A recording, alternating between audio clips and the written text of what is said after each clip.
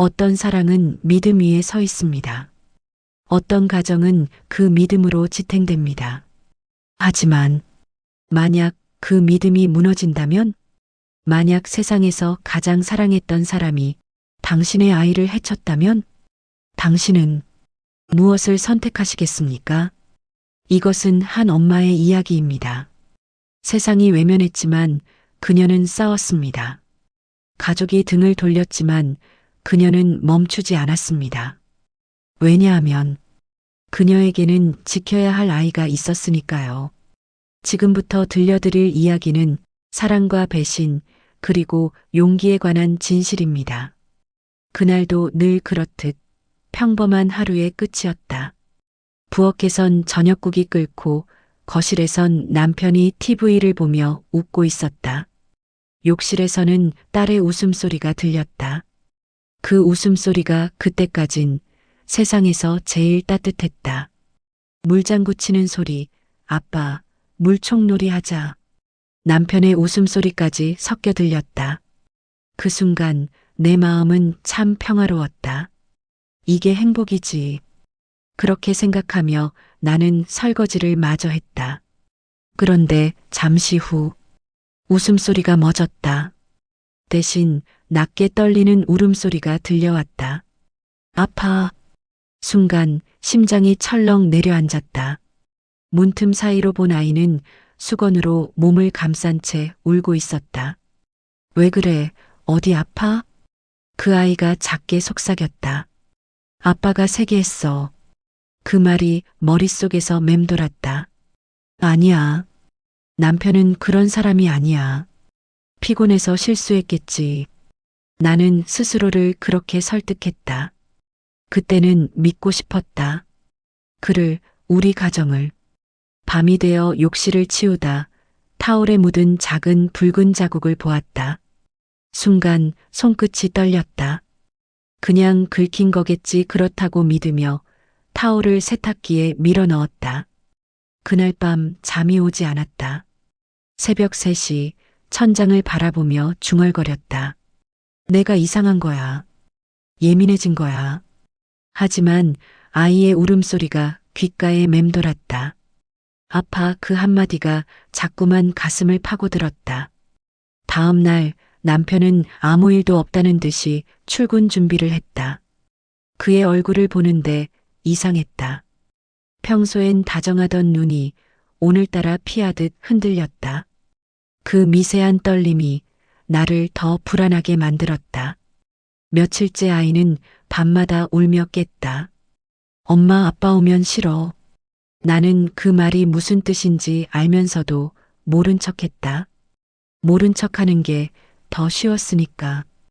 유치원 선생님이 조심스레 말했다. 요즘 가손 씻는 걸 무서워해요. 혹시 무슨 일 있었나요? 나는 웃으며 대답했다. 그냥 예민한 시기인 것 같아요. 하지만 돌아서던 순간 등줄기를 식은땀이 타고 흘렀다. 목욕하자고 하면 아이는 고개를 세게 저었다. 아니야, 엄마가 해줘. 아빠 싫어.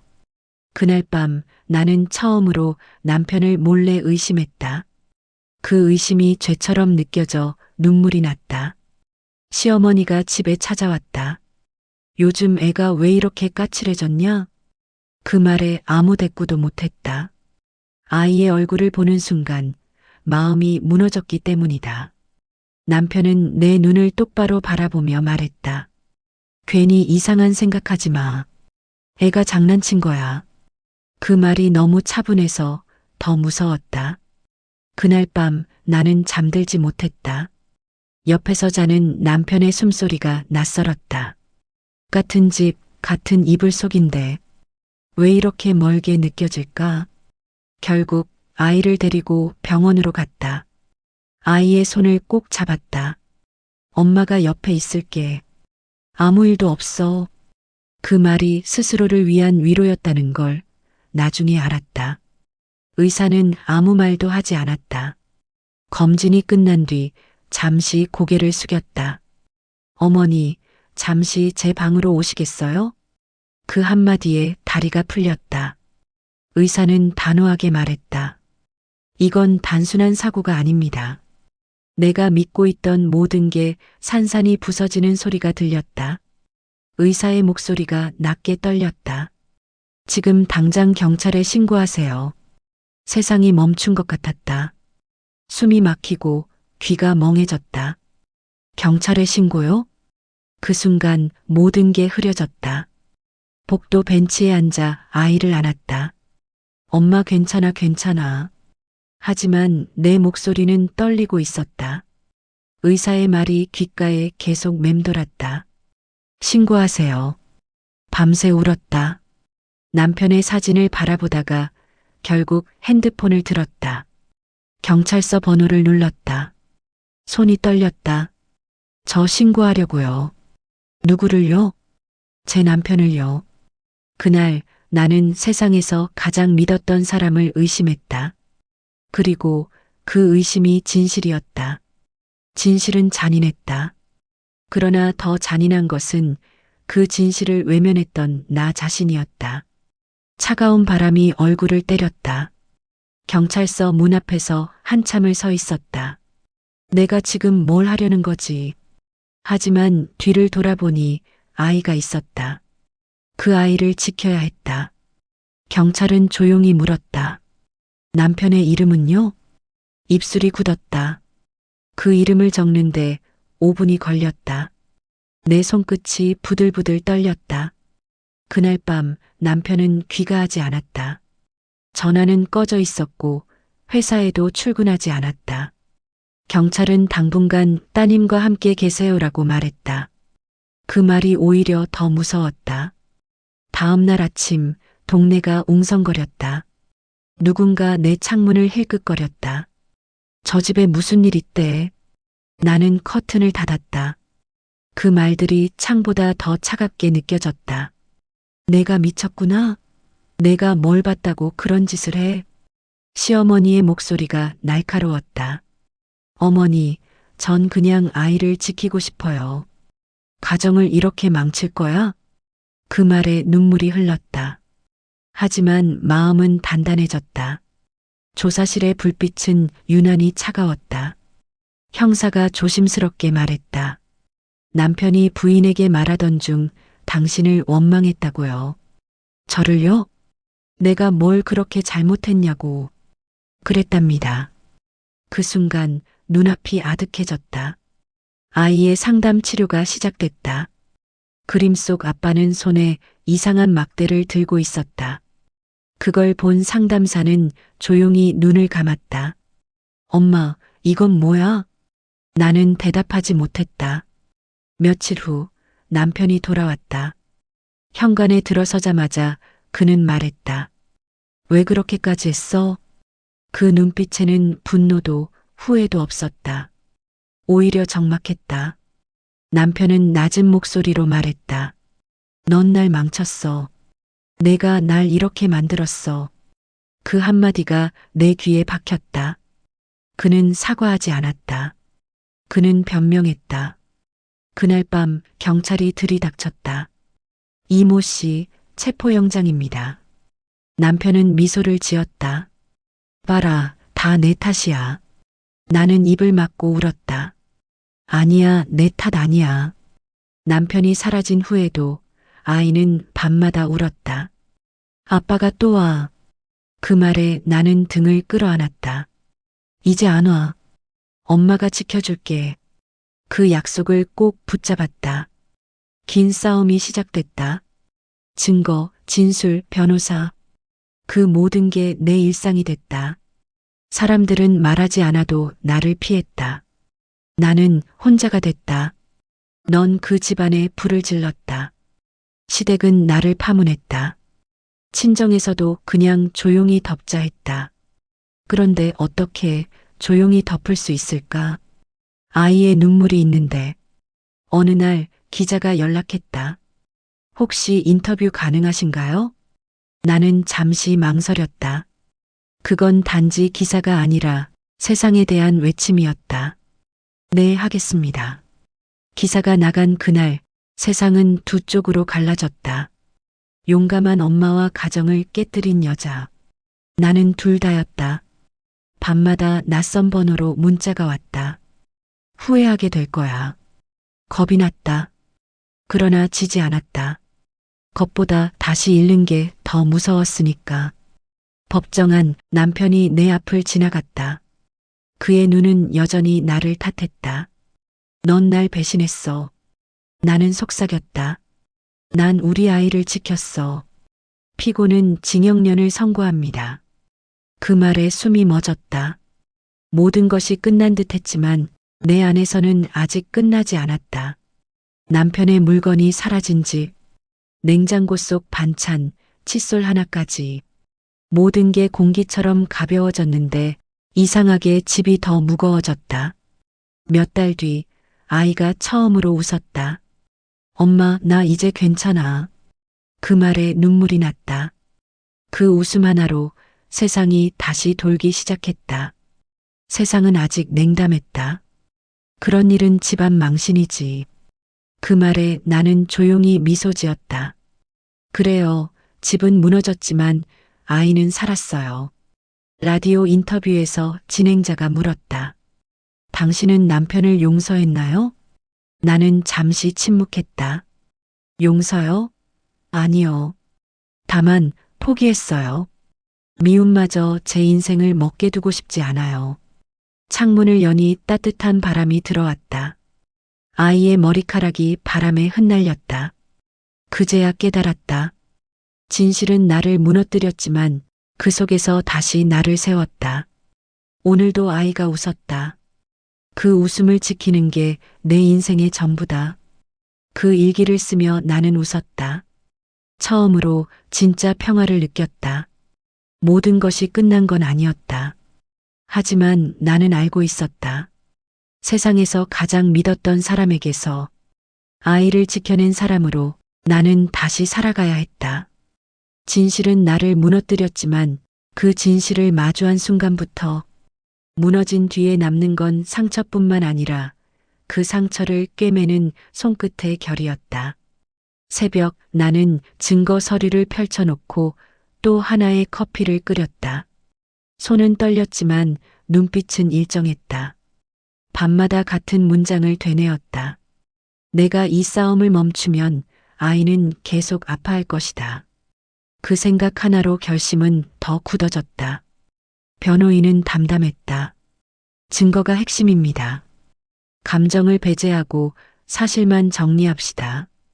그의 말은 프로페셔널했지만 내 마음속 울림은 달랐다. 이 싸움은 법정의 논리뿐 아니라 한 아이의 삶을 지키는 전쟁이었다. 재판 초반 시어머니의 증언은 날카로웠다.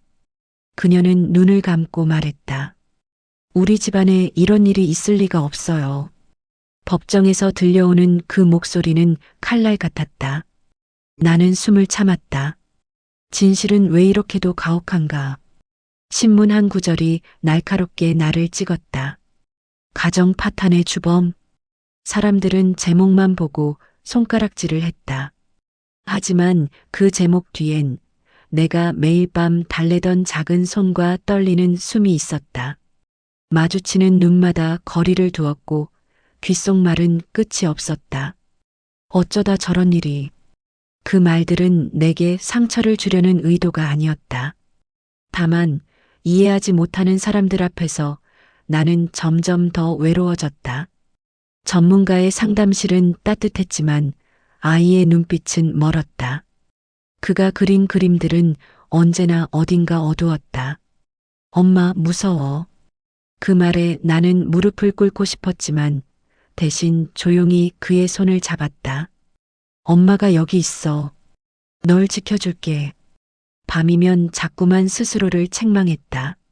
내가 더 빨리 알아봤더라면, 내가 더 강했더라면. 그러나 자책은 아무것도 고치지 못했다. 나는 그 대신 기록을 남기기 시작했다. 모든 날의 작은 증거들, 메모, 녹취 진실이 될 작은 조각들. 상담사는 말했다. 당신이 먼저 건강해야 아이도 회복합니다. 그 말은 쉽게 들리지 않았다. 하지만 나는 깨달았다. 나의 회복 없이는 아이의 미래도 없다는 사실을. 우리는 삭제된 메신저 기록과 CCTV를 다시 살폈다. 작은 파일 하나, 사소한 알리바이의 빈틈이 열쇠가 될 수 있었다.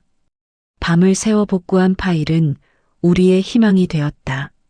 복구된 영상 속에서 남편은 아이와 함께 있는 장면을 연출하려 했다.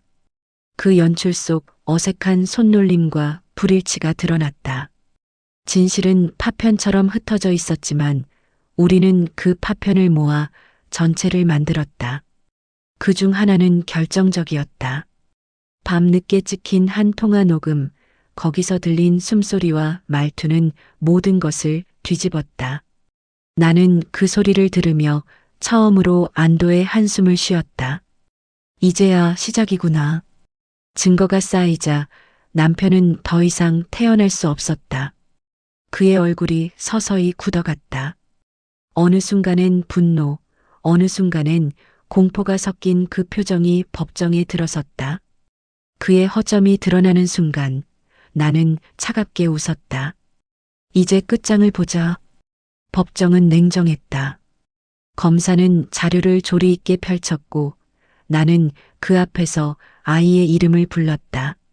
는 내가 지켜줘야 할 존재였다. 그 말은 울림이 컸다. 사람들의 시선이 모아졌다. 그 시선은 때로 잔인했고 때로 정의로웠다. 한 증인이 눈물을 흘리며 증언했다. 저는 그녀가 옳다고 생각합니다. 그 눈물은 우리 편이었다. 그 한 사람의 진실이 무너진 나의 세계를 조금씩 다시 세웠다. 남편은 마지막으로 말했다. 나는 내가 무슨 짓을 했는지 모르겠다. 그 말에 모욕을 느꼈다. 모르겠다는 그 말은 책임을 회피하는 제일 쉬운 핑계였다. 나는 그를 바라보며 속으로 말했다. 너는 알고 있다. 다 알고 있었다. 판사는 침묵 끝에 판결을 선고했다. 피고는 유죄. 그 순간 내 어깨에서 엄청난 무게가 내려가는 듯했다. 승리라기보다 안도의 한숨이었다. 아이의 잠을 방해하던 그림자 하나가 거친 느낌이었다. 시댁은 침묵했고 마을 사람들의 태도는 더 냉랭해졌다. 그러나 나는 이제 달라진 눈으로 세상을 보았다. 이제 누가 내 편인지, 누가 아니라는지 나는 알았다. 그리고 그 사실은 더 이상 나를 괴롭히지 않았다. 재판이 끝난 뒤 우리는 작은 가구부터 새로 샀다. 새 냄새가 집안을 채웠다. 아이의 웃음은 서서히 회복되었고 나 역시 상담을 받으며 숨을 골랐다. 회복은 급격하지 않았지만 분명히 찾아왔다. 우리는 먼 도시로 이사 가기로 했다. 낯선 길, 낯선 이웃, 모든 것이 처음이었다.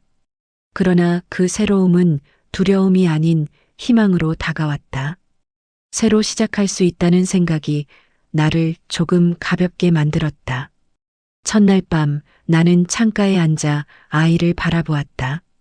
그의 숨소리가 평온했다. 내 손은 그의 작은 어깨를 쓰다듬었다. 엄마가 왔어. 여기서 안전해. 그 말이 내 심장을 따뜻하게 했다. 새로운 유치원 등원 날 아이는 떨렸지만 용감했다. 엄마, 나 괜찮아. 그 한마디가 나를 울컥하게 했다. 너와 함께라면 어떤 새 출발도 할 수 있겠구나. 마을 작은 축제에서 아이는 처음으로 친구와 손을 잡고 뛰어놀았다. 그 모습은 마치 오랜 겨울을 지나 맞은 봄 같았다. 나는 그 모습을 보며 속으로 기도했다. 부디 이 미소가 영원하길. 어느 날 나는 문득 과거를 더 이상 피하지 않기로 결심했다. 사진첩을 꺼내어 그가 웃던 날들을 하나씩 보았다. 그 속엔 분명 행복도 있었지만 그 행복은 더 이상 나를 정의하지 못했다. 지금의 나는 그때와는 달랐다. 어느 늦은 밤 아이가 물었다. 엄마, 아빠는 왜 그러셨어? 나는 잠시 말을 잇지 못했다. 아이의 눈빛은 진지했고 나는 정직하게 답하기로 했다. 그 사람은 한때 엄마가 사랑했던 사람이었단다. 하지만 사랑한다고 해서 모든 것을 용서할 수 있는 건 아니야. 너를 지키기 위해 엄마는 싸웠고 그게 엄마의 선택이었어. 창밖으로 비친 저녁 노을을 보며 나는 속으로 말한다. 나는 세상에서 가장 믿었던 사람에게서 내 아이를 지켜야 했다. 그 말에는 슬픔도 분노도 그리고 커다란 사랑이 담겨 있다. 모성은 때로 잔인한 선택을 요구하지만 그 선택의 끝에는 아이의 웃음이 기다린다. 나는 그 웃음을 위해 모든 것을 바쳤고 지금 이 자리에서 그 선택을 후회하지 않는다.